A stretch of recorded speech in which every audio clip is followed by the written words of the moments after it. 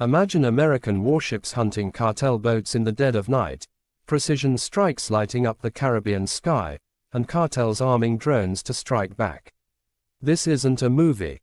It's 2025, and the US has just declared war on Mexico's deadliest drug lords. But as bodies pile up on both sides of the border, one question burns: will this end the fentanyl nightmare, or ignite a full-blown invasion? Stay with me. The escalation has begun, where we uncover the hidden battles shaping our world.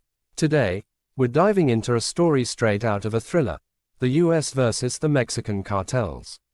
It starts with over 100,000 Americans dying from fentanyl each year, a silent killer the Trump administration calls chemical warfare. In a bold move, they label these cartels as foreign terrorists, unleashing Navy strikes, Marine deployments, and a kill list, like the one used on Al-Qaeda.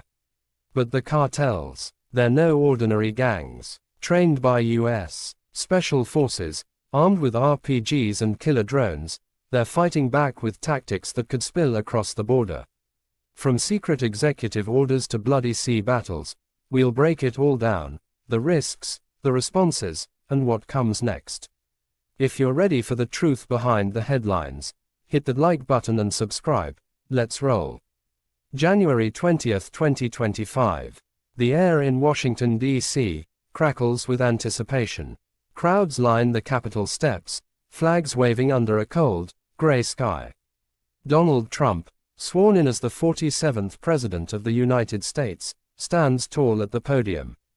His second inauguration isn't just a ceremony, it's the launchpad for a war. A war not fought on distant battlefields, but against an enemy creeping across America's borders, poisoning its streets. The Mexican drug cartels. Hours after taking the oath, Trump retreats to the Oval Office. With a stroke of his pen, he signs Executive Order 157. It's a document that will rewrite the rules of engagement. Titled, Designating Cartels and Other Organizations as Foreign Terrorist Organizations and Specially Designated Global Terrorists, it's not just paperwork. It's a declaration of war. The cartels, once seen as criminals to be prosecuted, are now enemies of the state, branded as terrorists alongside the likes of Al-Qaeda and ISIS. This isn't a subtle shift. It's a seismic one. For decades, cartels like Sinaloa and the Jalisco New Generation Cartel, known as CJNG, operated in the shadows of law enforcement. They were drug lords, smugglers, kingpins, dangerous, but handled by cops and courts. Now, they're something else entirely. Trump's order places them on the same list as global terror groups, unlocking an arsenal of tools once reserved for America's deadliest foes. The legal wall between crime and war just crumbled. Why this drastic move? The answer lies in a single word: fentanyl. A synthetic opioid flooding American cities, killing silently. The numbers are staggering. Over 100,000 Americans die each year from fentanyl overdoses, a crisis Trump's team calls chemical warfare. It's not just addiction, it's an epidemic tearing through communities, from rural towns to urban centers. Parents lose children, families collapse, entire neighborhoods feel the grip of this invisible poison. Trump doesn't mince words. In a speech echoing through the White House, he lays it bare: under the orders I signed today, we will also be designating the cartels as foreign terrorist organizations. His voice is firm, unyielding. I will direct our government to use the full and immense power of federal and state law enforcement to eliminate the presence of all foreign gangs and criminal networks, bringing devastating crime to U.S. soil, including our cities and inner cities. The executive order invokes a national emergency under the International Emergency Economic Powers Act. It's a legal maneuver that gives the government sweeping powers. The targets: major cartels like Sinaloa, led by the infamous sons of Joaquin, El Chapo, Guzman, and CJNG, a ruthless empire under Nemesio Oseguera Cervantes, known as El Mencho. But it's not just Mexican groups. Tren de Aragua from Venezuela and MS-13 from El Salvador and Honduras are also named. These aren't just gangs. They're transnational empires, moving drugs, money, and violence across borders. The FTO designation isn't just a label. It's a weapon. It unlocks tools that law enforcement could only dream of before. Asset freezes lock up cartel bank accounts, cutting off the cash flow. Travel bans stop their operatives from crossing borders. And a strict prohibition bans any U.S. citizen or company from providing material support, money, weapons, even a ride, without facing severe penalties.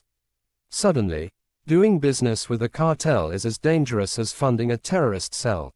But there's more. The designation opens the door to military and intelligence operations. The CIA and D start reviewing lethal force options. Drone surveillance, targeted strikes, even the 2001 authorization for use of military force, the same law that fueled 2 decades of war in the Middle East, is now on the table. Congress receives classified briefings, whispers of a new kind of war. The cartels aren't just criminals anymore, they're combatants in a global conflict. The fentanyl crisis is the spark. Trump's team paints it as an existential threat. Fentanyl overdoses are responsible for over 100,000 American deaths annually, they declare, framing it as a deliberate attack on the nation. They compare it to chemical weapons, a slow-motion assault on America's heartland. Every pill smuggled across the border, every overdose in a small town, is another casualty in this war.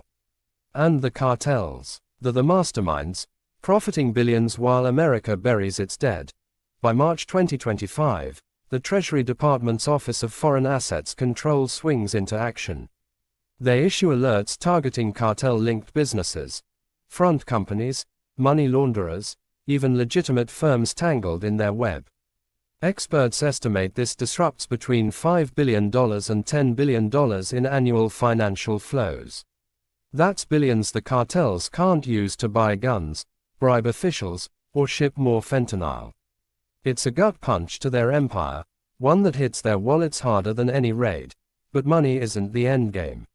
Freezing assets and banning travel are just the opening moves. The real power of Executive Order 157 lies in what comes next, the military. The designation has set the stage for something unprecedented. American warships are already moving into the Caribbean. Drones are buzzing in the skies. And the Pentagon is drafting plans that could change the border forever. This isn't just a crackdown. It's a new kind of war. The cartels, with their armies of ex-soldiers and stockpiles of weapons, aren't going to roll over. They're gearing up, too. Drones, anti-aircraft systems, and tactics learned from America's own playbook. As the US prepares to strike, the question looms, what happens when you poke a hornet's nest? The answer is coming, and it starts with fire on the open water. September 15, 2025. The Caribbean Sea glimmers under a moonless night. Waves lap against the hulls of 3 Venezuelan-flagged boats slicing through the dark waters. These aren't fishing vessels. They're smuggling cocaine for the Sinaloa cartel, packed with hidden compartments and guarded by armed men. High above, a U.S. Navy drone hums, its infrared lenses locking onto the targets. Then, in a flash, the night erupts. Precision missiles rain down, orange fireballs swallowing the boats. 17 men, labeled unlawful combatants by the U.S., are dead before they can fire a shot. This isn't a routine drug bust. These aren't arrests or interdictions. These are lethal military strikes, the first shots in America's war on the cartels. 3 separate attacks unfold in the span of hours, each one surgical, devastating. The Pentagon confirms the targets were trafficking cocaine, linked to Sinaloa's sprawling network. The message is clear, the cartels are no longer just criminals, they're enemies in a new kind of war. Executive Order 157, signed just months ago, set the stage. By labeling cartels as foreign terrorist organizations, it gave the military a green light. But how did the US justify killing 17 people in international waters, with no immediate threat to American lives? The answer lies in a Pentagon memo, submitted to Congress on October 2, 2025. It's a chilling document, one that rewrites the rules of engagement. The memo declares the United States is in a non-international armed conflict with these cartel terrorists. Let that sink in. The cartel's drug trafficking, fentanyl, cocaine, meth, is now classified as an armed attack under international law. The Pentagon argues this justifies sustained military action, no imminent threat required. It's the same legal framework used after 9/11 to hunt al-Qaeda across deserts and mountains. Back then, the US targeted terrorists who flew planes into towers, killing nearly 3,000 Americans. Now, it's targeting drug lords whose fentanyl kills 100,000 a year. To the Trump administration, the body count makes them one and the same. A classified Justice Department opinion, leaked to CNN in early October, reveals the next layer. The US has a secret kill list, just like the ones used against high-value terrorists in Yemen, Pakistan, and Somalia. Cartel leaders, operatives, even mid-level smugglers are now targets for lethal strikes. The document authorizes drones, airstrikes, even special forces raids, anywhere, anytime. The cartels aren't just dodging cops anymore. They're in the crosshairs of the world's most powerful military. The parallels to the post-9/11 era are stark. After the Twin Towers fell, the US invoked the law of armed conflict. It allowed indefinite detention, military tribunals, and strikes on anyone deemed a continuous threat. Trump's team applies the same logic now. The cartels are waging war on America through fentanyl, they say, pointing to the overdose crisis as proof. Every pill smuggled across the border is a weapon.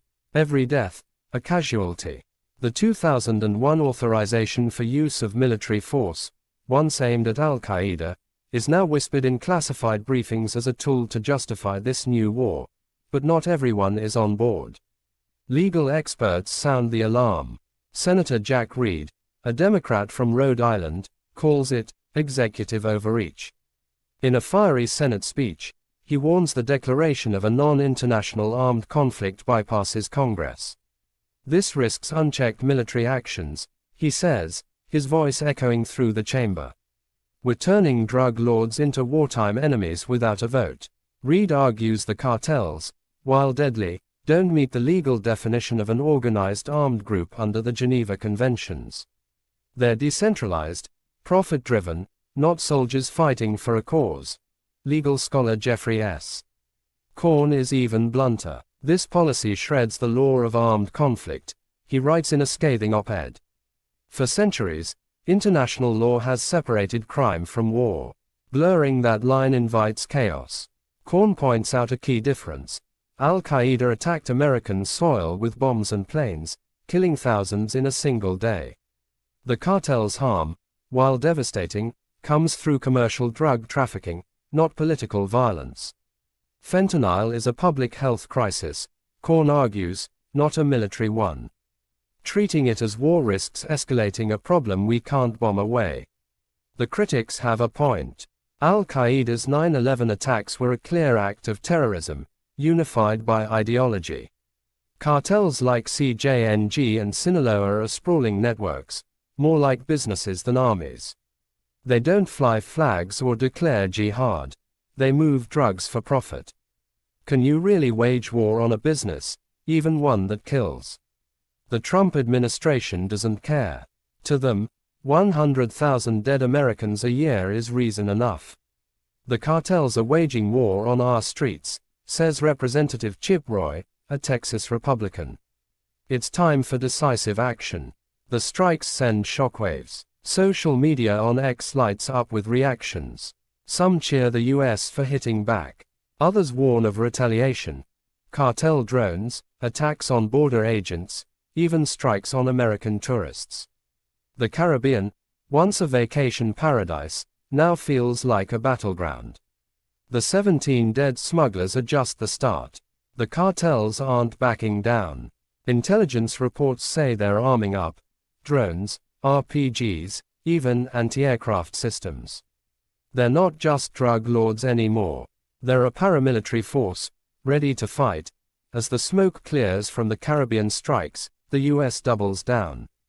The Pentagon isn't stopping at sea. Over 4,000 Marines and sailors are gearing up, their ships slicing through the waves, F-35 jets roaring overhead. This isn't a show of force. It's a full-scale operation. The cartel's supply lines, stretching from China's fentanyl labs to Mexico's border, are in the crosshairs. But as America's military machine revs up, a question hangs heavy. What happens when the cartels strike back? And what will Mexico, caught in the middle, do next? The Caribbean Sea is no longer a playground for tourists. By October 2025, it's a war zone. American warships cut through the turquoise waves, their decks bristling with radar and missile launchers. Overhead, F-35 jets scream across the sky, invisible to radar, their pilots scanning for cartel smugglers. This is the front line of America's new war on the Mexican drug cartels. Over 4,000 U.S. Marines and sailors, under U.S. Southern Command, are deployed across the region. Their mission? Choke the life out of the cartel's drug empire. This isn't a symbolic show of force. It's a massive operation, unlike anything seen in the war on drugs. The Pentagon has unleashed a fleet of high-tech assets to hunt the cartels at sea.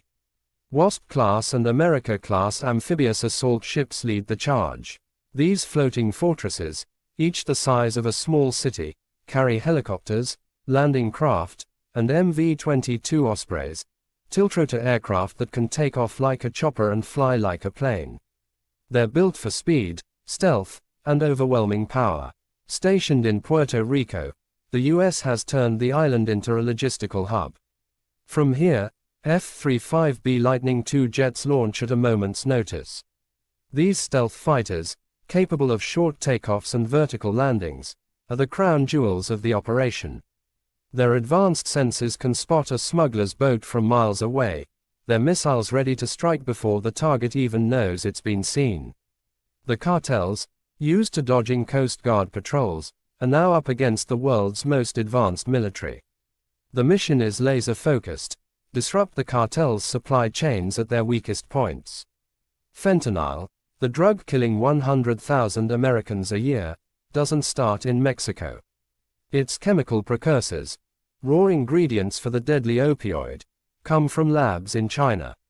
Shipped across the Pacific, they reach South America, then move through the Caribbean on boats like the ones obliterated in September's strikes. From there, cartels like Sinaloa and CJNG process the drugs in secret Mexican labs before smuggling them across the US border. These maritime routes are the cartel's lifeline, and their Achilles heel. Unlike land borders, where smugglers can hide in cities or mountains, the open water leaves them exposed. A single boat, loaded with tons of fentanyl precursors, can be spotted by satellites, drones, or Navy radar. One strike can destroy millions in product. The US knows this and is hitting hard. We're going after their supply lines where they're most vulnerable, a Southern Command officer says off record. No drugs, no money, no power. The operation relies on stealth and precision. MV-22 Ospreys swoop low over the waves, dropping Marine boarding teams onto suspect vessels. F-35Bs use their stealth to fly undetected, mapping smuggling routes with infrared cameras. Navy destroyers, equipped with advanced radar, track every boat moving through the Caribbean's choke points. Intelligence pinpoints the targets: cartel boats, often disguised as fishing trawlers, loaded with precursors or finished fentanyl. When the order comes, strikes are swift: missiles or special forces, no warnings given. Puerto Rico is the nerve center. Its ports buzz with activity as ships refuel and jets rearm. The island's strategic location, just a stone's throw from the cartel's smuggling lanes, makes it perfect. For decades, these routes moved cocaine and heroin from South America to Mexico. Now, fentanyl is the prize, and the US is determined to cut the flow. This is about saving American lives, says Representative Chip Roy, a Texas Republican, in a fiery speech. The cartels are killing our kids with poison. This deployment is decisive action against a war on our streets. But it's not just about firepower. The operation hinges on intelligence. Satellites track ships leaving South American ports. The CIA and D share data on cartel networks, from Chinese suppliers to Mexican labs. Every intercepted shipment, every captured smuggler, reveals more about the cartel's operations. The goal isn't just to seize drugs, it's to dismantle the system. We're hitting them where it hurts, a D official boasts. No precursors, no fentanyl. No fentanyl, no profits. The stakes are sky high. A single missed shipment could mean thousands of overdoses. The cartels know this and adapt fast. They switch boats, change routes, even bribe port officials to slip through. But the US has an edge: technology. Drones with night vision patrol the seas. AI systems analyze shipping patterns, flagging suspicious vessels. The cartels, for all their ruthlessness, are struggling to keep up. A smuggler's radio crackles with panic as a Navy helicopter closes in. They're everywhere. We can't hide. Yet, the cartels aren't helpless. Intelligence reports warn of the growing arsenal: drones, anti-aircraft systems, even ex-soldiers trained by the US itself. The September strikes, which killed 17, were a wake-up call. The cartels are watching, learning, and arming up. Social media on X buzzes with rumors of cartel scouts probing US defenses near the border. If the Navy keeps hitting, retaliation could come, not at sea, but on land, where the cartels hold sway. The deployment is a gamble. It's costing millions, tying up ships and troops that could be needed elsewhere. Critics whisper about overreach, comparing it to endless wars in Iraq and Afghanistan. But the Trump administration is all in. The cartels are waging war on America, Trump declares at a rally. We're fighting back with everything we've got. The Marines and sailors on those ships know the risks. Every patrol, every strike, brings them closer to a fight the cartels won't back down from. As the Caribbean operation ramps up, all eyes turn south. Mexico, caught between US pressure and cartel power, is on edge. Its president, Claudia Sheinbaum, faces a choice: stand firm or bend to Washington's demands. Her response could determine whether this war stays at sea, or spills onto land, igniting a conflict no one can control. The US has brought its might to the Caribbean, but the battle is far from over. As Marines and jets hunt the cartel's lifelines, Mexico's reaction will shape the next phase of this war. Will they join the fight or push back? Stay with us as the stakes climb higher. October 1, 2025. The phone line between Washington and Mexico City crackles with tension. President Donald Trump, fresh from his aggressive push in the Caribbean, makes a direct request to Mexico's new leader, Claudia Sheinbaum: allow US troops on Mexican soil to hunt cartel labs and strongholds. It's a bold task, one that echoes the heavy hand of history. Sheinbaum, Mexico's first female president, sworn in just months earlier, doesn't hesitate.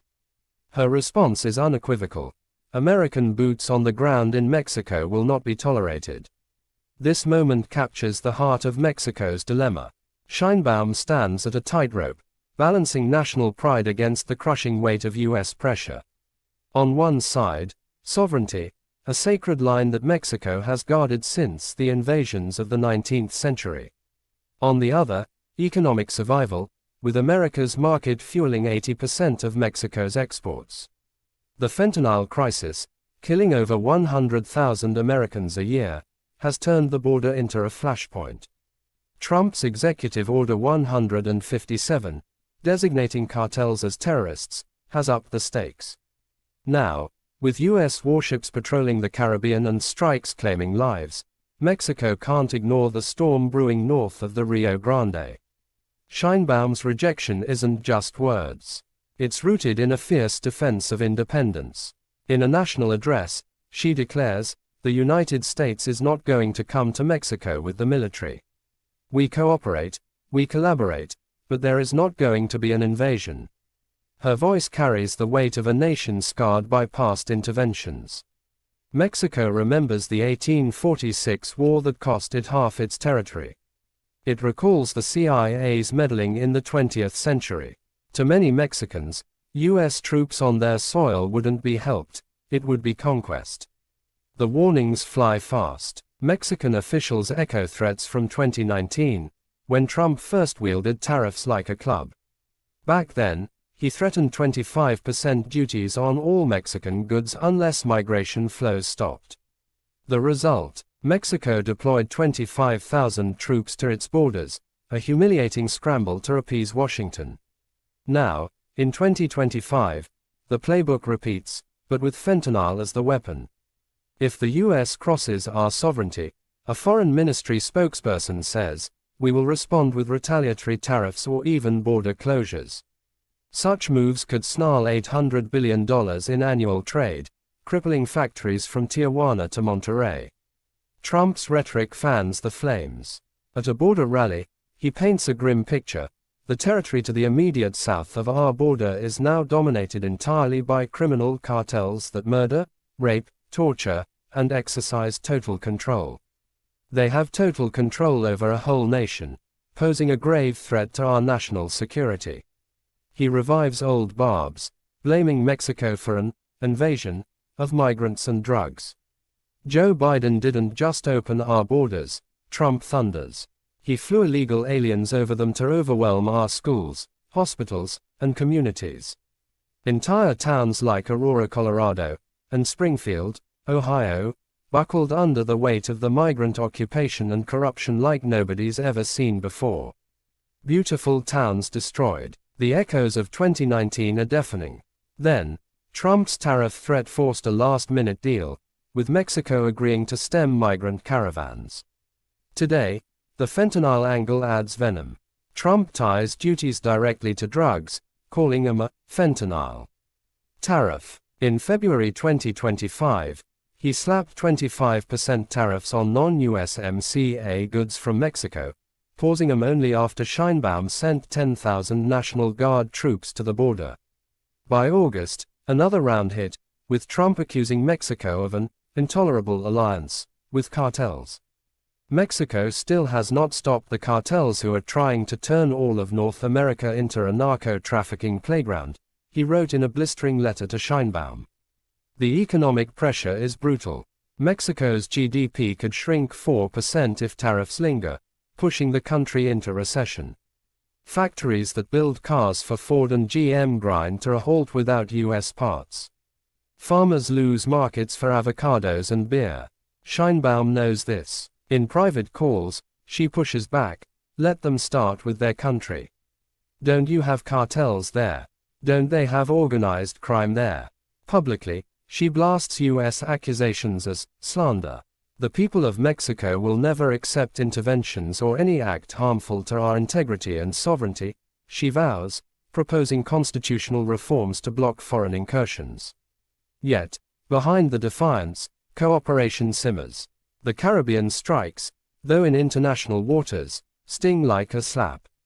Mexico halts joint raids on fentanyl labs in protest, a symbolic freeze on the Merida Initiative, the $3 billion U.S.-funded security pact. Mexican agents stand down, leaving U.S. tips on cartel hideouts unanswered. It's a clear message: unilateral aggression won't fly. But Sheinbaum can't afford a full break. Under the tariff sword, her government quietly ramps up action. The numbers tell the story. By mid-2025, Mexico extradited over 50 alleged cartel figures to the U.S., more than in the previous 2 years combined. In February, its 29 high-value targets, including Sinaloa bosses. By August, another 26 followed, flown to Texas for trial. These aren't small fish. They're planners and enforcers wanted for fentanyl trafficking. These transfers represent progress toward building peace, says Security Minister Omar Garcia Harfuch, as helicopters whisk suspects from Altiplano prison to U.S. custody. Troop surges follow. Sheinbaum deploys thousands more soldiers to cartel hotspots, from Sinaloa's mountains to Michoacan's labs. The National Guard swells to 150,000, with 10,000 more at the border by spring. Raids multiply. Over 750 clandestine fentanyl labs dismantled, tons of precursors seized from Chinese shipments. Arrests top 6,000 linked to trafficking.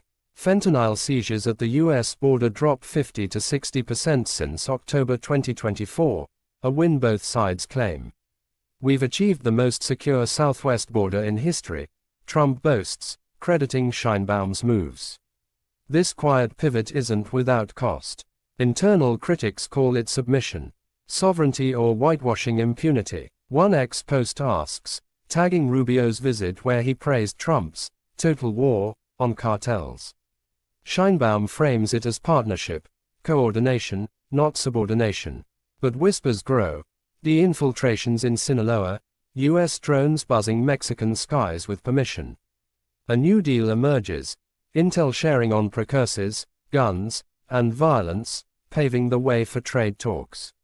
The tightrope wobbles. Sheinbaum dodges full invasion threats, but each extradition, each raid, chips at Mexico's autonomy. Trump's tariffs, paused but looming, keep the pressure on. As cooperation yields results, fewer pills crossing the border, the question lingers, is this alliance, or arm twisting? Mexico fights the cartels on its terms, but America's shadow looms large. Yet, the real terror isn't in boardrooms or briefings. It's in the cartels themselves. Paramilitary machines born from the ashes of failed wars, now evolving into something deadlier. To grasp the threat, we must trace their roots, from elite soldiers turned sicarios, to drones. Raining death. As U.S. forces press from the sea, how will these monsters strike back? Mexico walks a razor's edge, yielding just enough to avoid catastrophe.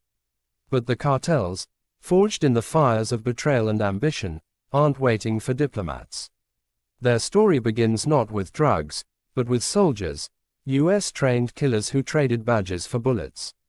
Join us as we uncover how these gangs became armies.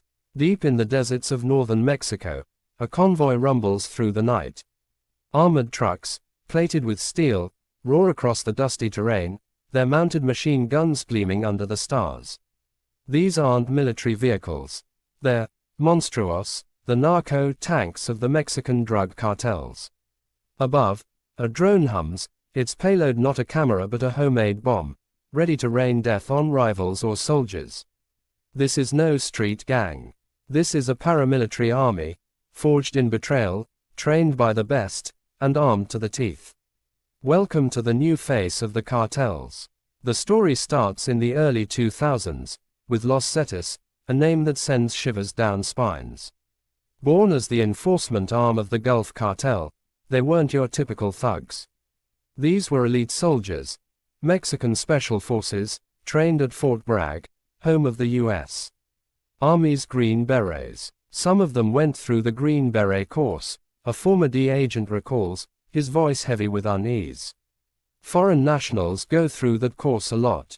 They went back to Mexico, and as soon as they got there, they flipped. These weren't criminals playing soldiers. They were soldiers who became criminals. Los Zetas changed the game. Unlike the old-school cartels, who relied on bribes and pistols, the Zetas brought military discipline. They built hierarchical units, enforcement squads, logistics teams, intelligence cells, even public relations crews to spin their image. Their training at Fort Bragg gave them tactics straight from the U.S. playbook: ambushes, surveillance, coordinated assaults. By 2010, they broke from the Gulf Cartel, forming their own empire. We can start our own cartel, they said, and they did, with a brutality that stunned the world. Their arsenal is terrifying. Most of it comes from the United States. Hundreds of thousands of guns smuggled south every year. AR-15 and AK-47 rifles, standard for cartel hitmen, pour across the border. FN-57 pistols, nicknamed cop killers, for piercing body armor, are favorites. Belt-fed Gatling guns mow down rivals in seconds. Rocket-propelled grenades, RPGs, blast through armored vehicles. And .50 caliber sniper rifles, capable of punching holes in steel, give them long-range precision. These weapons fuel a violence that's claimed hundreds of thousands of lives, says a Council on Foreign Relations analyst. It's a war zone, funded by American gun shops. But the cartels didn't stop at guns. They've gone high-tech, and it's chilling. By 2025, weaponized drones are standard. Cheap, off-the-shelf models, modified to drop explosives, have become their air force. It used to be bomblets dropped from these commercial drones, a military analyst explains. The explosives were mining-level, crude. Now, they're more like Colombian or IRA-era bombs. These drones don't just spy, they kill. In one attack, a cartel drone nearly took out a high-ranking Mexican army official, its payload striking with surgical accuracy. The cartels can track, target, and destroy, all from the sky. Then there are the monstruos. These armored trucks, welded with steel plates, shrug off small arms fire. Mounted with machine guns, they roll through cities like tanks, turning street fights into urban warfare. They're mobile fortresses, a Mexican security expert says on X. You see one coming, you run. Cartels have even planted landmines around their strongholds, creating kill zones that rival military defenses. These aren't drug dealers hiding in alleys. They're building fortifications, ready for battle. Most shocking, their anti-drone technology. Cartels now wield anti-drone guns, futuristic devices that look like sci-fi rifles. They look like space guns, a border agent laughs nervously, but in the hands of a cartel guy wearing sandals. These weapons jam drone signals, blinding US and Mexican surveillance. A single operator can knock a $100,000 drone out of the sky, leaving authorities scrambling. You start seeing this augmentation of capabilities, a RAND researcher warns. This single cartel has all this history, training, and technology behind it. It's poised to punch a hole right through its territory. The fear factor is real. These cartels aren't just fighting rivals. They're taking on governments. Their sophistication shocked analysts. It's not just the weapons, a former CIA officer posts on X. It's the coordination. They're running operations like an insurgent army. Los Zetas set the blueprint, and others followed. The Jalisco New Generation Cartel, CJNG, and Sinaloa have adopted the same tactics, blending military precision with narco-ruthlessness. They recruit ex-soldiers, train them in guerrilla warfare, and arm them with tools that rival small nations. This evolution makes the US's Caribbean strikes look like a spark in a powder keg. The cartels aren't just smuggling drugs. They're preparing for war. Intelligence reports warn of CJNG stockpiling anti-aircraft systems, capable of downing US drones or helicopters. Sinaloa's infighting between the Chapitos and Mayos factions hasn't dulled their edge, it's sharpened it. This is a single cartel now, a security consultant says, with all this history behind it, all these lessons, poised to go north into the United States. The stakes are clear. The U.S. Navy's strikes, the Marine deployments, the asset freezes, they're hitting hard, but they're also waking a sleeping giant. The cartel's response could be catastrophic, not just for Mexico, but for American cities.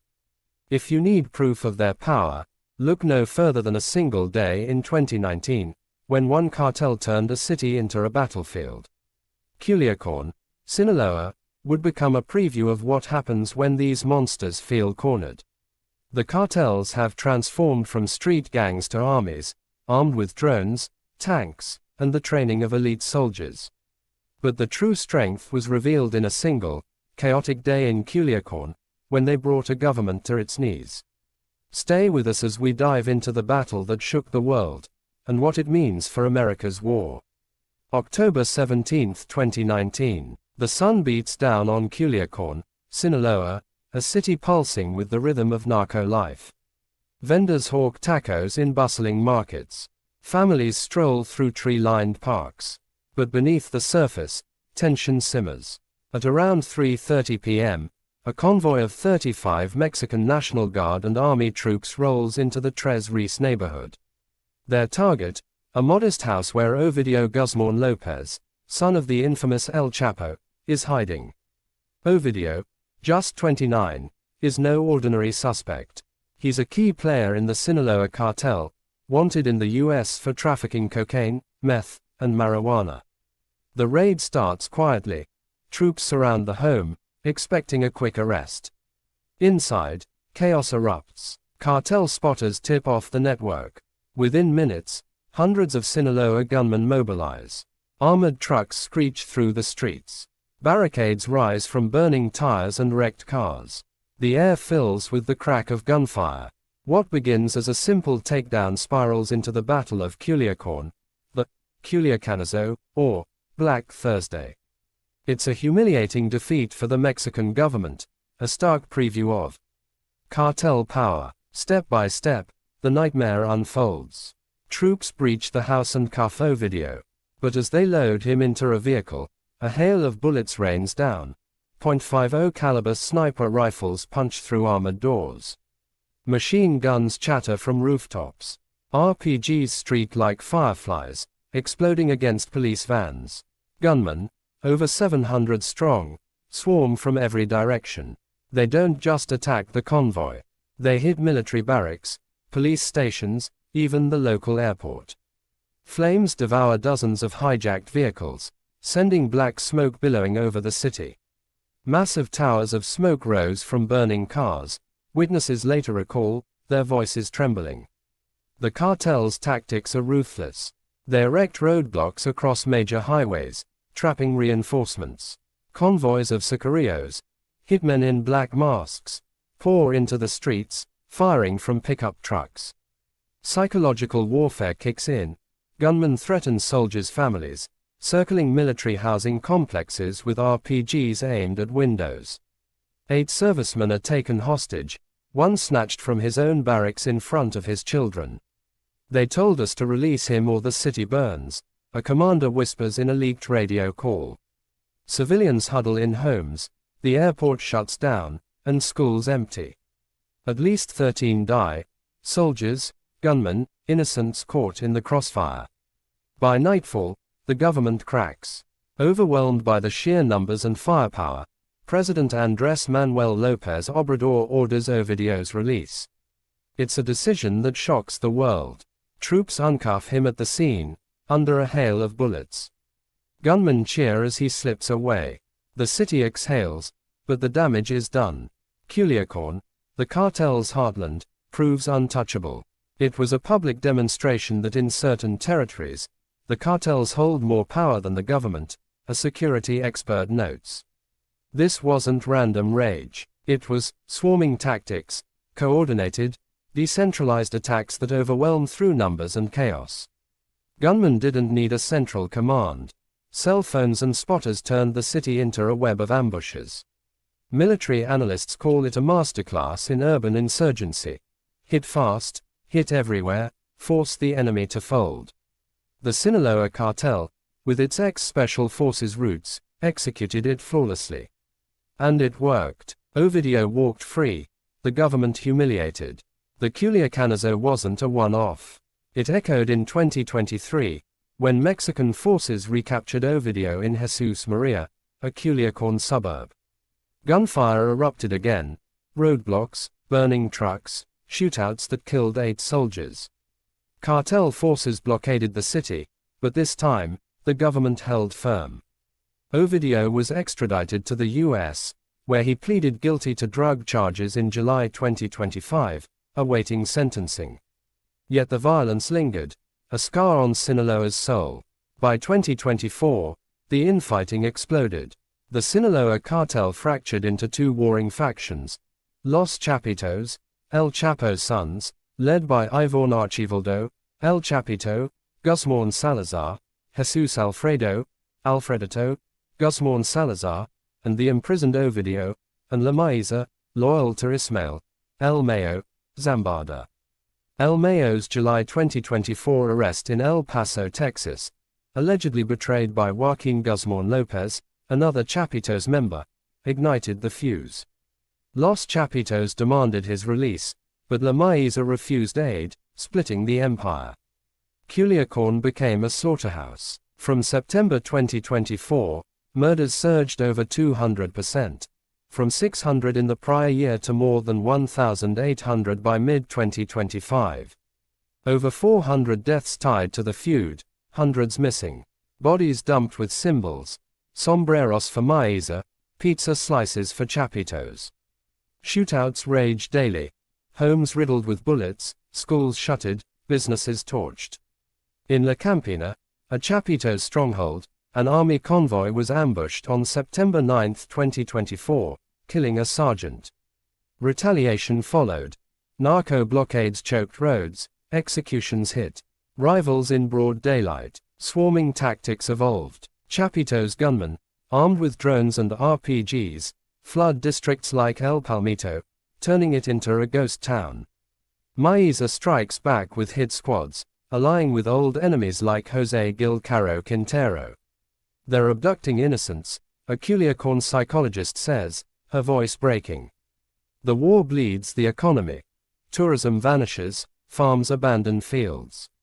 By June 2025, 20 bodies surfaced in 1 week, 4 decapitated under a bridge, a Maiza warning to Chapitos. Into 2025, the grind continues. Los Chapitos lost key lieutenants, El Nini, in 2023, El Chor, and LP, later, even Ovidio's uncle in December for fentanyl ties. But they adapt, striking deals with rivals like CJNG. Culiacán fissions, north for Chapitos, south for Maiza, yet the center burns. Life stops, locals whisper, as federal troops patrol empty streets. These battles raise a chilling question. If cartels can paralyze Culiacán, what stops them from doing it in the US? Experts from the Atlantic Council and Council on Foreign Relations, CFR, sound dire warnings. Aggressive US actions could provoke spillover violence into American territory, an Atlantic Council report cautions. Potential targets: tourists in Cancun or border towns, US law enforcement, even drone strikes on military bases. Cartels have significant capability to retaliate, analyst Doug Livermore writes. Strong military action risks triggering a cycle of retaliation, bringing bloody conflict to US streets. The CFR echoes this. In a 2025 analysis, they note how cartel fragmentation fuels chaos, much like Colombia's past. Potential retaliatory targets include American tourists, border infrastructure, or asymmetric strikes, a CFR brief warns. Social media buzzes with fears. Cartel drones over Texas patrols, scouts probing fronten. A January 2025 shootout there, where agents fired on suspected cartel scouts, hints at probes. If they can siege a city in Mexico, a CFR expert says, imagine swarms in El Paso or San Diego. The implications are terrifying. Swarming tactics, decentralized, relentless, could overwhelm US border agents. With US-sourced guns and ex-special forces know-how, cartels might export their war north. As Trump's strikes escalate, these past battlegrounds aren't history. They're blueprints. Culiacán shows what happens when cartels feel cornered. Governments bend, cities bleed, and the fight spills over. Culiacán's streets ran red, proving the cartel's grip is ironclad. But as swarms of gunmen force concessions in Mexico, whispers of retaliation grow louder on US soil. What happens when the cartel shadows cross the border? Join us next as threats turn tactical, and the war edges closer to home. October 2025. The Caribbean strikes still echo like thunder. US Navy missiles have sunk cartel boats, killing dozens. Treasury sanctions have frozen billions in narco cash.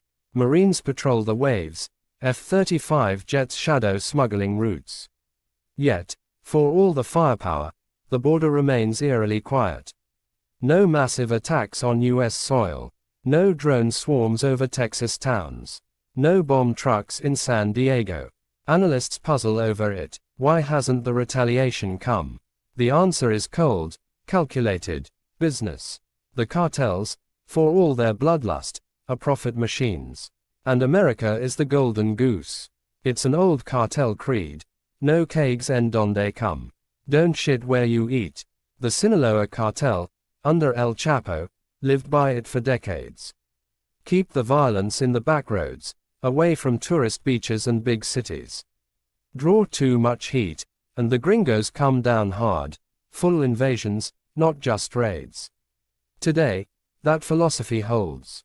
The US market pumps billions into cartel coffers each year through fentanyl sales alone. A spectacular revenge attack. It would invite the full weight of America's military. Warships in the Gulf. Drones over Culiacán. The end of the pipeline. Excessive violence is bad for business, a former D analyst explains. They rely on us for revenue. Why burn the farm? But restraint has limits. Trump's policies are testing them. CIA ops, expulsions, charges against Sinaloa leaders. These sting. The September strikes killed dozens of traffickers, disrupting routes from Venezuela to Mexico. Yet, no big blowback. Why? Internal chaos. The Sinaloa cartel's civil war rages on. Los Chapitos, El Chapo's sons, battle La Maíza, loyal to the captured El Mayo Zambada. Since July 2024, when Guzmán López allegedly betrayed El Mayo to U.S. authorities, Sinaloa has bled. Murders spiked over 200% in 2025, topping 1,800 in a year. Culiacán is a ghost town of blockades and body dumps, sombreros for mayos, pizza slices for chapitos. Over 1,000 dead, hundreds missing. When cartels fight each other, they have no bandwidth for outsiders. Still, the threats build like storm clouds. In early October, narco banners appear in Los Cabos, Sinaloa strongholds. Hung from overpasses, scrawled in blood-red paint, "We will eliminate every American citizen in areas where we have presence." They name FBI Director Kash Patel and D agents, vowing payback for seized fentanyl shipments. This follows U.S. interdictions that hit our operations hard, the banners claim, signed by Sinaloa factions. In Culiacán, another hangs, "American actions are a declaration of war. Violence against your officials is coming." Social media amplifies it. X posts warning U.S. tourists to skip Cancun, Tijuana, Los Cabos. Stay away, or pay the price, one viral thread reads, racking up thousands of shares. The rhetoric escalates. Reports leak of a green light from cartel bosses, fire on U.S. personnel if cornered. Border Patrol agents, long avoided as bad business, are now fair game. It's a shift from the old rules. No more dodging. Now it's aggression. A January 2025 shootout near Fronton, Texas, proves it. Scouts, suspected Sinaloa spotters, exchange fire with agents during a routine patrol. Bullets ping off vehicles. No deaths, but the message lands. They're probing, a Border Patrol veteran says. Testing if we'll shoot back. X lights up with clips. Grainy drone footage of agents ducking, rumors of cartel RPGs stashed nearby. Tourists feel the chill. State Department advisories spike. Level 4 in cartel hotspots. Do not travel, they warn, citing risks to resorts. In Cancun, a Sinaloa-linked group posts videos. Armed men patrolling beaches, eyes on sunburned Americans. "Your vacations fund our war," one caption sneers. Tijuana's bars empty as whispers spread. Expat kidnappings, drive-by warnings. It's psychological warfare, turning paradise into peril. One ex-user, a former expat, posts, "Left my home in Baja after a banner named my street." They're not bluffing. Even as threats mount, the cartels confess the pain.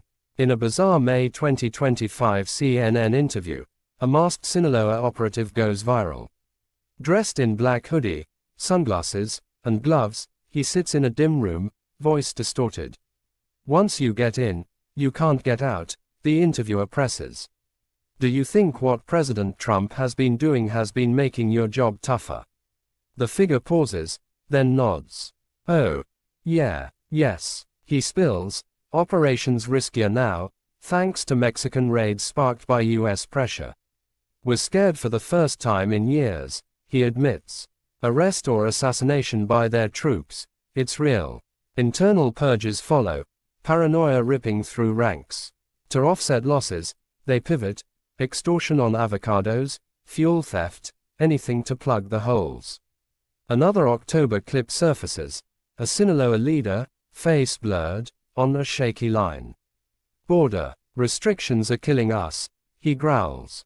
Smuggling routes are choked. Military at sea, it's a toll we can't pay. Fentanyl seizures jumped 20% post-designation, per Treasury data. In Trump's first 100 days, he grabbed 22 million laced pills, 119 million deadly doses by their math. August alone saw 55,000 pounds of drugs yanked, a 37% meth spike. Yet street prices hold steady. Cartels ramp production, flooding labs to compensate. But the fear, it's new. Operatives whisper of genuine fear, a crack in the armor. Adaptation is their superpower. CNN reports cartels jacking migrant smuggling fees from $6,500 to $10,000 a head. The risks are up, so the prices too, a coyote tells reporters. With crossings down 76% in January 2025, Trump's wall of troops and tariffs biting, fewer migrants mean higher bids. Central Americans pay $16,000 minus $17,000 now, Chinese up to $45,000 for VIP tunnels under Juarez. Cartels pass the buck, safer routes, extra cash, guards against rivals, more dough. It's a tax on desperation, billions funneled back into drones and guns. Worse, they're infiltrating America. Social media becomes a recruitment goldmine. TikTok, Snapchat, cartels target US teens, promising easy cash. Cross with our load, no questions, ads flash to young border staters. American mules slip drugs undetected, blending into traffic. One bust in Phoenix, a 19-year-old from Arizona, paid $5,000 to haul fentanyl bricks. They messaged me on Insta, he confessed. Said it was just packages. Thousands like him, unwitting pawns in the pipeline. This evolution terrifies experts. Trump's pressure is working short-term, a Brookings analyst warns. But it's forcing cartels underground, smarter, meaner. As fees rise and recruiters multiply, the cartels don't just survive, they thrive. And that green light, it could turn probes into invasions. The front-end shootout was a spark. What if it ignites? The insurgency fear looms largest. Cartels frame US strikes as Yankee imperialism, rallying locals. Fight the invaders, narco banners proclaim. In Sinaloa's war-torn hills, where Chapitos and Mayos clash, anti-US fury brews. A former Special Ops member, Gaffe, tells reporters, if you start fighting cartels without Mexico's help, you turn criminal organizations into freedom fighters. Mexican experts nod. Unilateral ops could unite factions, even corrupt soldiers, against America. DEA's 2025 report flags it, a possible Chapitos-CJNG pact, blending Sinaloa savvy with Jalisco brutality. Over 600 dead in Sinaloa since September 2024. Add US boots, and it explodes. The shadows lengthen. Threats hang like nooses. Banners, warnings, that green light. Adaptations burrow deeper. Higher fees, teen mules, viral psyops. No major attack yet, but the clock ticks. Internal wars distract, but when do they end? A unified front, insurgency style, could cross the Rio Grande. America's war on cartels isn't just military, it's a tinderbox. One wrong move, and the flames leap north. The threats simmer, adaptations harden the cartel's grip. But as Sinaloa's factions eye uneasy truces, or worse, deadly pacts, the nightmare sharpens. What if Chapitos link with CJNG, turning rivals into a border-spanning beast? Stay with us as the alliance that could change everything takes shape. October 2025. The streets of Culiacán lie scarred, littered with bullet casings and ghosts. The Sinaloa cartel, once a unified empire, is tearing itself apart. Los Chapitos, led by El Chapo's sons, Ivor Archivaldo, Jesus Alfredo, and the jailed Ovidio Guzman, battle La Maiza, loyalists to the captured Ismael, El Mayo, Zambada. The feud, sparked by El Mayo's July 2024 arrest in El Paso, has turned Sinaloa into a slaughterhouse. Over 1,800 dead in a year, 400 tied to this civil war. Alone, convoys of gunmen clash in broad daylight, leaving bodies marked with sombreros or pizza slices, gruesome calling cards. Resources bleed dry, men, guns, money, sucked into a vortex of betrayal. This internal chaos is a double-edged sword. It distracts the cartel, leaving them too fractured to launch the massive retaliation America fears. U.S. Navy strikes in the Caribbean, Treasury sanctions, and D-raids hit hard, but Sinaloa's focus stays inward. When cartels fight each other, they have less capacity to fight external enemies, a D official notes on X. The Chapitos-Mayos war is a pressure valve, keeping the border quiet. But what happens when the fighting stops? When the dust settles, a new terror looms, an alliance that could reshape the war. Intelligence reports in October 2025 send chills through Washington. Los Chapitos, battered but cunning, are forging a pact with the Jalisco New Generation Cartel, CJNG, led by the ruthless Nemesio Oseguera Cervantes, known as El Mencho. CJNG is no ordinary rival. It's a militarized juggernaut, infamous for beheadings and drone bombings. This represents a nightmare scenario, a Pentagon brief warns. Two powerful organizations with complementary capabilities and territorial control forming a cohesive force. Together, they could dominate key border crossing points, turning smuggling routes into fortified pipelines. Tijuana is the flashpoint. Just across from San Diego, it's a narco superhighway, moving billions in fentanyl and meth. That's not the case now, but there are places that are starting to look like they're going that way, a border agent posts on X. Tijuana being one of them. Ivor Archivaldo, the strongest of El Chapo's free sons, is pushing hard. His Chapitos faction, bloodied by La Maiza, sees CJNG as a lifeline. This past year, Los Chapitos announced they had reached an alliance with this new cartel, the New Generation Cartel, a Mexican security source confirms. The deal isn't just talk, it's backed by firepower. CJNG brings a terrifying arsenal. Under El Mencho, they've stockpiled anti-aircraft systems and RPGs, weapons that could down US drones or helicopters. Intelligence pinpoints caches in Jalisco and Michoacán, rocket launchers, .50 caliber rifles, even surface-to-air missiles smuggled from Central America. These aren't gangs anymore, a RAND analyst says. They're paramilitary forces with the tech and training to fight a modern war. A Sinaloa CJNG pact would merge Sinaloa's smuggling savvy with CJNG's brute force, creating a beast that controls the border from Tijuana to Juarez. The timing couldn't be worse. Trump's policies, strikes, sanctions, 4,000 Marines in the Caribbean, are squeezing the cartels like never before. But this pressure could backfire. If you start fighting the cartels without approval of the Mexican government, a former Mexican special ops member, known as Gaffe, warns, you will turn criminal organizations into freedom fighters. His words, shared in a 2025 interview, cut deep. Unilateral U.S. action, drones over Michoacán, boots in Sinaloa, could rally Mexicans against Yankee imperialism. Cartels, already embedded in communities, could gain popular support, offering jobs and protection where the government fails. This isn't a theory. In Sinaloa's hills, narco banners frame U.S. strikes as an invasion. Defend Mexico, they proclaim, draped over blood-stained bridges.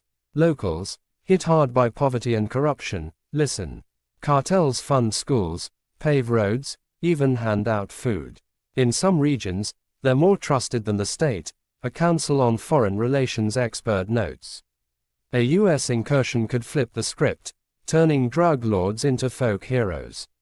Worse, corrupt Mexican military units, long tied to cartels, might join the fight. You'd create a cohesive force against American interests, Gaffey says, his voice grim. Experts run the numbers, and the outlook is bleak. RAND and the Win Without War Education Fund simulate US ground operations in Mexico. The results: sobering. Military tools might exacerbate violence without curbing drug supply, a RAND report warns. Boots on the ground could shatter cartels into smaller, deadlier splinter groups. These fragments, less predictable, would fight harder, pushing more drugs to survive. Supply disruptions could spike fentanyl's potency, dealers cutting it with deadlier chemicals, driving US overdose deaths even higher. You'd see more chaos, not less, a Win Without War analyst says. It's a cycle of escalation. The forever war comparison haunts the debate. Senator Jack Reed, a Rhode Island Democrat, slams Trump's approach as a trap. This is Afghanistan all over again, he declares in a Senate hearing. Committing military resources to an indefinite conflict with no clear objectives or exit strategies. In Afghanistan and Iraq, the US won battles but lost the long game, decades of fighting, trillions spent, and chaos left behind. Here, the enemy isn't ideology but profit. Cartels thrive on America's drug demand, Mexico's poverty, and corruption on both sides. You can't bomb addiction, Reed argues. This war risks becoming endless. Tijuana's streets pulse with the alliance's shadow. CJNG gunmen, once rivals, now patrol alongside Chapitos crews. Checkpoints sprout, manned by sicarios with RPGs. A June 2025 shootout kills 12. Local police caught in a turf skirmish. Tijuana's a powder keg, a border agent tweets. If this pact holds, it's a straight shot to San Diego. The alliance isn't just about drugs. It's power, control over the busiest border crossing, a choke point for billions. If solidified, it could flood the US with fentanyl, shielded by an army that laughs at Coast Guard boats. The internal war buys time. Chapitos and Mayos burn resources. Men lost to ambushes, cash to buy drones. El Mayo's arrest, orchestrated by Joaquin Guzman Lopez's betrayal, keeps La Maíz reeling. But intelligence warns the feud is cooling. A truce looms, or worse, a victory. If Los Chapitos cement their CJNG pact, the border becomes a fortress. That's not the case now, a Mexican official says, but places like Tijuana are starting to look that way. Ivor Archivaldo, the last free son standing strong, is the linchpin. His moves could dictate the war's next phase. The nightmare grows. A unified cartel front, backed by anti-air weapons and ex-soldier tactics, could challenge US forces head-on. Simulations predict carnage. Drone strikes on border patrol, attacks on tourists, even sabotage of bridges. The cartels have the capability to bring this fight north, a CFR brief warns. Trump's escalation, strikes, sanctions, Marines, has cornered them. But cornered beasts don't flee. They bite. As the alliance takes shape, the question isn't if, but when. The Chapitos-CJNG pact is a ticking bomb, fusing Sinaloa's cunning with Jalisco's firepower. As internal wars fade, the gaze turns north. Can Trump's war machine stop them, or is it fueling a deadlier fight? Stay with us as we uncover the sanctions, seizures, and the stubborn supply keeping this war alive. August 2025. The White House briefing room hums with quiet resolve. Treasury Secretary Scott Bessent steps to the podium, flanked by charts and maps. Today's actions will cripple the cartel's ability to fund their terror, he declares. The Department of the Treasury's Office of Foreign Assets Control, OFAC, has just unleashed a barrage of sanctions on Carteles Unidos, known as United Cartels, and its ruthless allies, Los Viagras.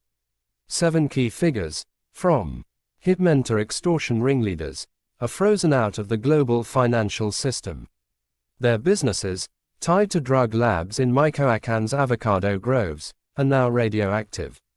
No bank, no wire, no deal. It's a financial kill shot, aimed at starving the beasts that pump fentanyl north. The targets are no small players. Carteles Unidos, a patchwork of smaller gangs in Michoacán, has morphed into a fentanyl powerhouse. They traffic meth and cocaine from Colombian ports, but fentanyl is their crown jewel. Precursors from China, cooked in hidden labs, then shipped via the same routes that once carried fruit. Los Viagras, their brutal partners, add muscle, mercenaries for hire, IEDs that claim Mexican soldiers' lives. The sanctions hit hard, accounts drained, properties seized, allies scrambling. These groups exploit Mexico's agricultural heartland, Besant says, pointing to a map dotted with red pins. Drug money buys silence, buys guns, buys power. Not anymore. This isn't isolated. It's part of a 2025 blitz. In March, the Treasury targeted Sinaloa's money launderers, 6 people, 7 firms washing billions through Mexico City banks. By September, Los Mayos, a Sinaloa splinter, felt the sting. Their armed wing leader, sanctioned for Baja California ops, now a ghost in the system. October brought 8 more Sinaloa affiliates, 12 companies feeding the Chapitos fentanyl machine. And in July, the Venezuelan Cartel de los Soles, Maduro's narco arm, joined the list, cut off for backing Tren de Aragua and Sinaloa. The message: no safe harbor. The Treasury's using every tool, a senior official tells reporters. From EO 14,059 on drugs to EO 13,224 on terror, these are global choke points.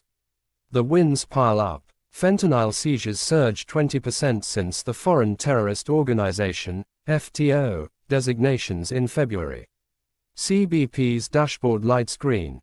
By September, over 22 million laced pills and 3,100 pounds of powder yanked, 119 million deadly doses off U.S. streets. In the Southwest, agents haul 6,873 pounds from January to August, a 31% monthly jump in August alone. Virginia's Operation Free 3.0 nets 51 pounds, plus cocaine and meth. San Diego's surge, 300% more than 2024. We're interdicting at record rates, CBP boasts. DEA's May bust, 400 kilos, the largest ever, dismantles a Sinaloa cell, 16 arrests, millions in cash and guns. It's tangible: labs raided, precursors blocked, routes choked. Visualize the data on screen. A rising bar graph, blue for seizures, red for doses prevented. January's line creeps up. August spikes like a fever. Overlay a map. Hotspots in Arizona, Texas, California pulsing with busts. It's proof of pressure. Cartels scramble. Fewer crossings, higher risks. Trump's tariffs, paused but looming, force Mexico's hand. 10,000 guard troops at the border, 750 labs torched. Extraditions hit 55, arrests 6,000. The Southwest border's the most secure in history, Trump tweets, crediting the hammer. But here's the shadow: successes mask failures. Street prices for fentanyl hold steady, $1 to $3 a pill, $60 a gram. No spike, no scarcity signal. Why? Overproduction. Cartels flood the pipeline to offset losses. They're making more to compensate, a D analyst says. Labs multiply in Michoacan's hills, precursors rerouted via new ports. Seizures rise, but supply doesn't dip. Purity holds, deaths don't fall. Overdose data lags, but March 2025's 100,000 plus toll lingers. Graphs tell the tale. Seizure bars climb, price lines flatline. It's a treadmill war. Margarito J. Flores Jr. knows this intimately. Once a Sinaloa shot caller, twin to Pedro, he ran Chicago's biggest pipeline, millions laundered, El Chapo and El Mayo on speed dial. Now, an informant and educator, Jay warns of the beast he's helped feed. In a May 2025 podcast, he praises Trump's aggression. It sends a clear message: they're not playing. But sophistication, it'll make them even more violent, more clever. Cartels adapt like viruses. Social media mules, teen recruiters on TikTok, fees jacked to $10,000 a migrant. Pressure doesn't kill them, Jay says. It evolves them. Labs move north, to Canada, even US backyards. You'll see deadlier cuts, splinter groups fighting dirtier. His words echo in briefings. Flores, who flipped in 2009, helped indict kingpins. Now, he trains cops. They've got our guns, our tactics, from Fort Bragg dropouts. A 2025 interview chills. Trump's war forces sophistication.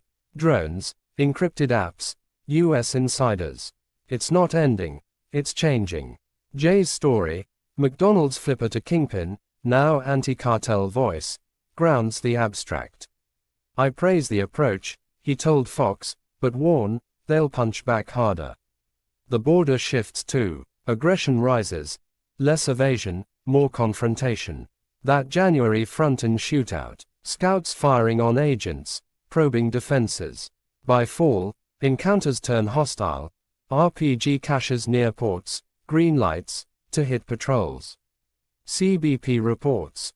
Palpable shift, avoidance to aggression. Buzzers with clips. Drones over Texas, Sicarios Boulder. Cartels test the line. Retaliation brewing. They're not backing down, a veteran agent says. Strikes at sea make them meaner on land. Travel advisories scream caution. State Department elevates Mexico to Level 2 in August. Exercise increased caution, nationwide, due to terrorism, crime, kidnapping. 6 states, Colima, Guerrero, Michoacán, Sinaloa, Tamaulipas, Zacatecas, hit Level 4, do not travel. Popular spots, Quintana Roo, Cancun, Tulum, at Level 2, but hotspots like Cabo San Lucas flagged. Violent crimes, homicide, carjacking, the advisory warns. Maps glow red, border zones, cartel turf. Tourists heed, bookings dip 15% to Mexico City, Oaxaca. Avoid non-essential trips, it urges. Spring break alerts, revived, with dating app kidnappings cited. Hints of escalation whisper louder. October briefings tease drone ops in Michoacán. CJNG labs in the crosshairs. First U.S. strikes on Mexican soil since 1846. The Mexican-American war's ghost stirs. Scheinbaum rails, sovereignty violation. But tariffs loom. 25% on autos, paused after extraditions. Rand Sims warn. Ground ops breed splinters, deadlier drugs. Exacerbate violence. No supply curb, they conclude. Overdoses could climb. Disruptions spike potency. De-escalation, a mirage. The war's formalized. FTO tags, kill lists, naval fleets. Cartels adapt, embedded deep, demand in U.S. veins, poverty in Mexican fields, corruption bridging both. Mexico's tightrope snaps under pressure. Cooperation yields arrests, but defiance brews insurgency. Trump's all in, no backing down. Yet, as Marines hold Puerto Rico, as sanctions bite, the cycle spins. Seizures mount, prices hold, threats grow. Ordinary folks, border agents, tourists, overdose victims, pay the toll. The shadows lengthen, sanctions freeze flows, seizures snag doses, but supply endures. De-escalation demands more.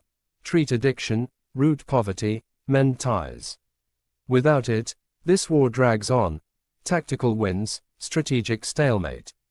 The cartels wait in the dark, unyielding. Sanctions and seizures score points, but the cartel's resilience mocks victory. As drones eye Michoacán and borders harden, the true cost emerges, a conflict without end, lives caught in the crossfire. What does this mean for US-Mexico bonds, for the fentanyl flood? Our final chapter weighs the horizon, and the human toll. October 2025. The Caribbean Sea churns under the shadow of U.S. warships. In Washington, briefings hum with talk of drones, kill lists, and sanctions. Across the border, Mexico grapples with a fractured reality. Cartels tearing cities apart, a president caught between defiance and submission. The war on Mexican drug cartels, sparked by Trump's Executive Order 157, has reshaped the battlefield. Fentanyl, branded as chemical warfare, has killed over 100,000 Americans a year, fueling a campaign that's part military crusade, part political gamble. But as the U.S. doubles down, the horizon darkens. The cartels, bloodied but unbroken, loom larger than ever. And the path forward, victory, stalemate, or catastrophe, remains shrouded in blood. The U.S. commitment is ironclad. Executive Order 157, signed in January, turned Sinaloa, CJNG, Tren de Aragua, and MS-13 into foreign terrorist organizations. It unleashed a war machine. Navy strikes in the Caribbean, 4,000 Marines patrolling the seas, F-35 jets hunting smugglers. Treasury sanctions froze billions, from Carteles Unidos in Michoacán to Los Mayos in Sinaloa. Seizures skyrocketed. 22 million fentanyl pills, 3,100 pounds of powder, 119 million deadly doses stopped. We're hitting them where it hurts, a D official boasts. Trump's rhetoric is relentless. The cartels are waging war on our streets. We fight back with everything we've got. The Pentagon's memo, declaring a non-international armed conflict, echoes post-9/11's fervor, framing cartels as Al-Qaeda's heirs. Mexico, though, is trapped. President Claudia Sheinbaum walks a razor's edge. She rejects U.S. troops. No invasion, she vows, guarding sovereignty against a nation that once stole half her country. Yet, economic realities bite. Trump's tariffs, paused but ever looming, could choke Mexico's $800 billion trade lifeline. Under pressure, Sheinbaum bends, 55 cartel figures extradited, 10,000 National Guard troops deployed, 750 fentanyl labs raised. Coordination, not subordination, she insists. But whispers of U.S. drones over Michoacán, of DOPs in Sinaloa, fuel outrage. Narco banners call it imperialism, and some Mexicans agree. The U.S. acts like our master, a Tijuana shopkeeper posts on X. Cooperation saves trade but risks rebellion.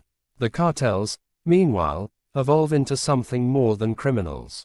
Los Zetas, born from Mexican special forces trained at Fort Bragg, set the mold: hierarchical, militarized, ruthless. Sinaloa and CJNG followed, wielding Arkansas 15S, RPGs, .50 caliber snipers, and drones dropping IRA-style bombs. The monstrous, armored narco tanks roll through cities like war machines. Anti-drone guns jam U.S. surveillance. The 2019 Culiacán battle, where Sinaloa's swarming tactics forced Ovidio Guzman's release, proved their power. Now, in 2025, a Chapitos-CJNG alliance threatens to unite these beasts. Two powerful organizations with complementary capabilities, a Pentagon brief warns, could control border crossings from Tijuana to Juarez. This insurgent potential is what keeps analysts awake. Cartels aren't just drug lords. They're embedded in Mexico's fabric. They fund communities, buy loyalty, exploit poverty. Corrupt military ties deepen the threat. Up to 30% of Mexico's forces have cartel links, a 2025 D report estimates, citing bribes and defectors. A former operative, Gaffe, warned, if you start fighting cartels without Mexico's okay, you turn criminal organizations into freedom fighters.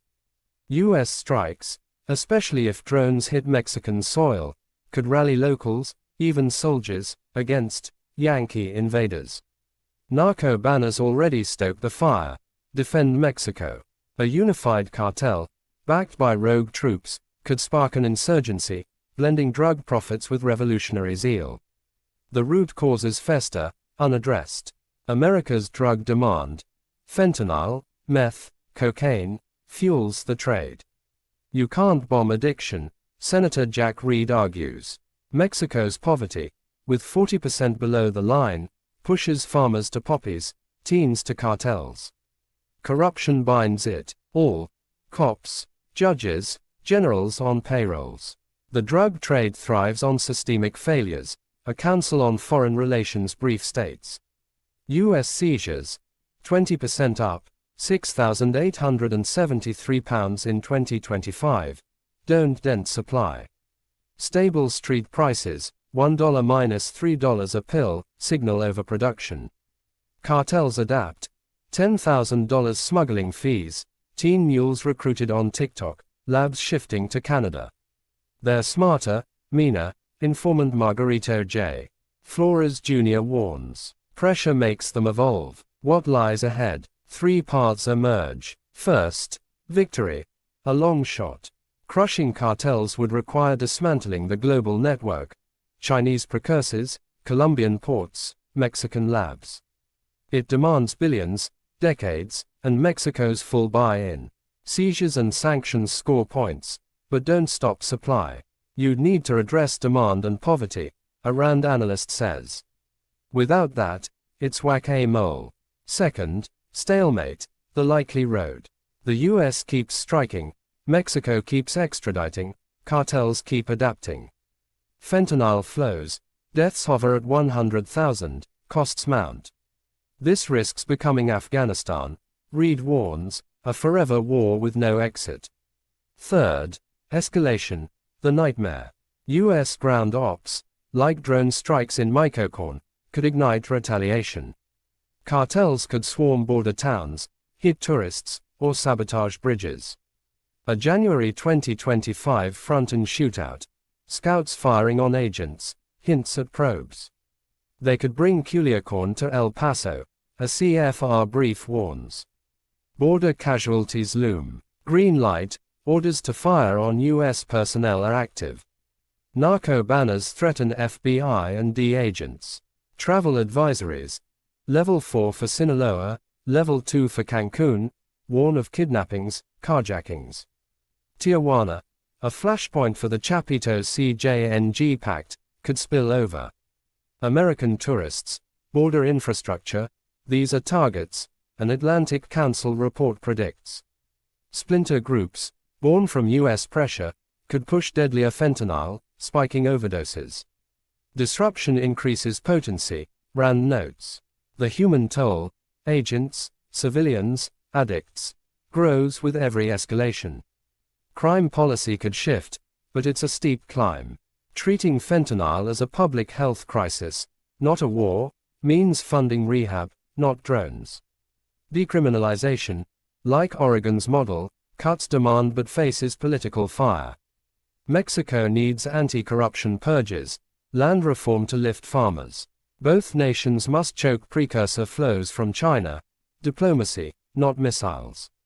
The die has been cast, the transcript warns, quoting It's close.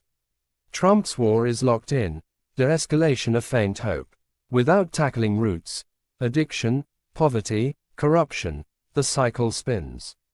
Cartels endure, borders bleed, families bury the dead. This isn't just a policy fight, it's personal. Every pill seized is a life saved, but every miss is a funeral. The war's cost isn't just dollars or troops, it's communities shattered, from Ohio to Oaxaca.